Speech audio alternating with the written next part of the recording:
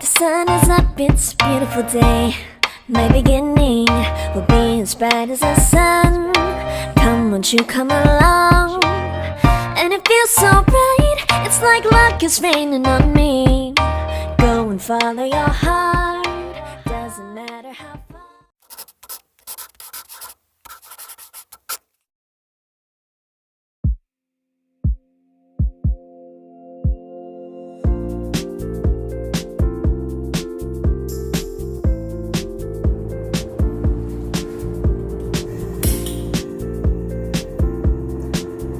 Lalagay po tayo ng butter.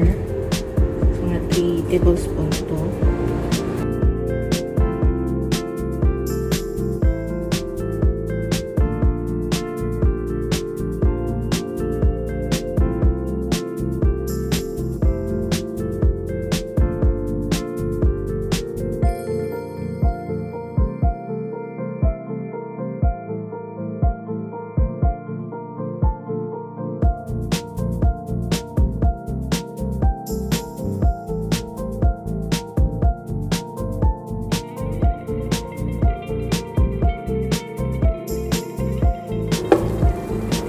Pag natunaw na po yung butter, maglalagay po tayo ng 5 tablespoons of all-purpose flour.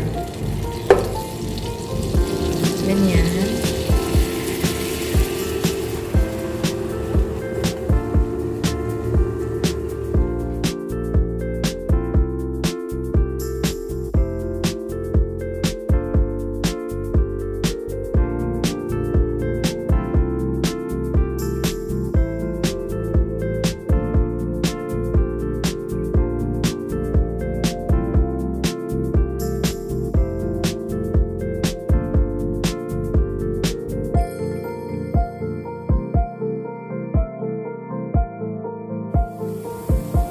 After po nyan, maglalagay po tayo ng chicken broth. Ayan. 3 cups po ang lalagay po natin. Ayan po siya.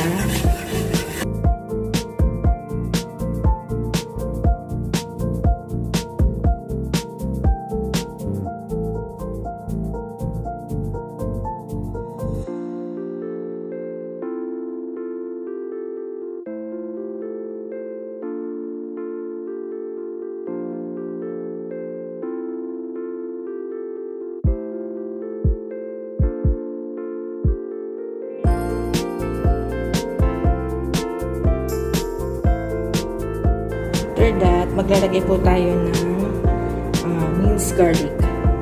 Ayan. Pwede pong garlic powder po yung ilagay mo para mas madali. Maglalagay po tayo ng garlic. Ayan.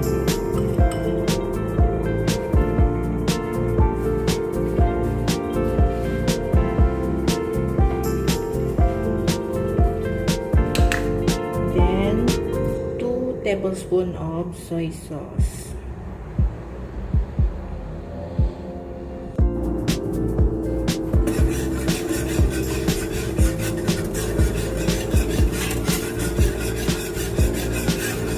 Maglalagay po tayo ng ground black pepper. Ayan.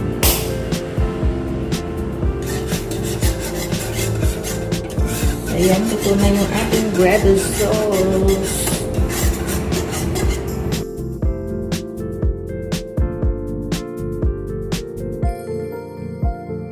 So, turn off na po natin yung fire. Pwede na po yung ating gravy sauce.